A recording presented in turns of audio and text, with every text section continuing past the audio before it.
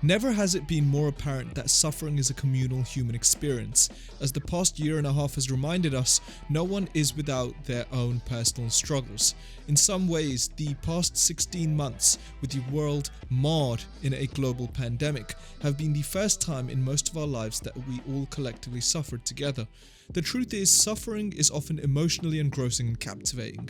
If it weren't, it wouldn't be so universal, and because of that, there's no shortage of art, of all forms and disciplines, that attempts to capture and express this feeling. There's so much art about heartbreak, mental illness, grief, and sadness that it can almost feel as if they all collectively water each other down.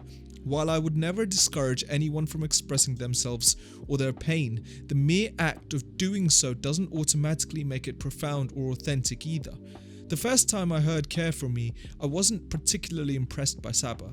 I appreciated the vulnerability and ambition he brought, but I found his mic presence and delivery to be forgettable and uncharismatic. It sounded like his voice was drowning underneath the beat. There was a palpable desperation you could feel in his words, and yet he couldn't even rise above the minimalist production for long enough to grab your attention and make you want to listen. Ironically, it's the same things that caused me to dismiss the album at first that I appreciate it most about it now.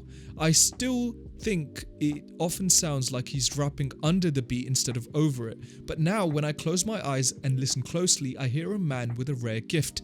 Saba may not be one of the most charismatic rappers I've ever heard, but he's one of the most vocally expressive. Few rappers are capable of using their flow and vocal inflection to convey emotion as precisely as him, and yet it's like he's hiding that expressiveness in plain sight. Only when you truly dial in on him, not the song itself but the man with the microphone completely, can you really hear it. It's like he's whispering a secret into your ear while someone else tries to distract you. In hip-hop, we're so used to seeing larger-than-life personalities that it can be hard for our ears to adjust to someone like Saba, who raps with so much conviction but does it in such an unassuming way. The easiest takeaway listening to Care For Me is to say it's an album about grief, about a young man trying to accept the death of a cousin who was more like a big brother within the context of a city where depressing outcomes like this are almost an expectation. The song Prom/King, which is basically a 7.5 minute long nervous breakdown about the life and death of Saba's cousin Walter, is the album's defining moment in the eyes of most.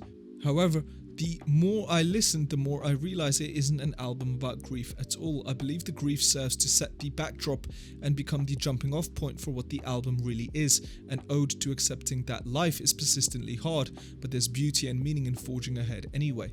In any genre of music, especially hip-hop, the opening track is a place to let the world know why you're worthy of attention. Often in rap, that means bragging, with finesse and creativity and charisma, of course, about how great your album is about to be, how great your last album was, how underrated you've been but won't be anymore, and so on. I can't think of many hip-hop albums that start on such a frank, self-deprecating note as Care For Me. Within 30 seconds of the album's start, Saba has already dropped lines like "I'm so alone, I've been this awkward since adolescence, and I don't know how long I've had depression." The instant frankness is so striking that it's almost off-putting. You wonder if he's saying this for shock value, to beg for your attention by upending your expectations and catering to your darkest impulses. But when you reflect back on it after listening to the whole album, you understand why it starts this way. This is not a work of art about a man drowning in his emotions. It's about a man accepting them and expressing them fully. He's not trying to reimagine or repackage or hide things he doesn't like about himself or the world around him. He's stating them as frankly as he possibly can and doing it the right way. That's because he doesn't have time to waste. He needs to confess the sources of his sadness bluntly from the start so he can have more room to fulfill the album's greater artistic purpose.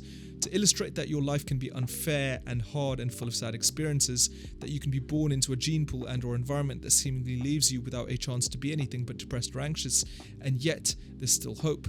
To me, the album's thesis statement is the hook of calligraphy. Write it away, I just got tired of running away, he raps with fervor. When you look at it critically within the context of the album, the message is clear. Saba isn't going to run away from his darkest feelings. He's going to have the courage to express them fully in his writing and rapping because he knows the secret. When you dig deep inside and accept yourself and your circumstances with complete honesty, you may not like what you see, but you can cope with it. The album is filled with moments that feel unusually vulnerable for hip-hop.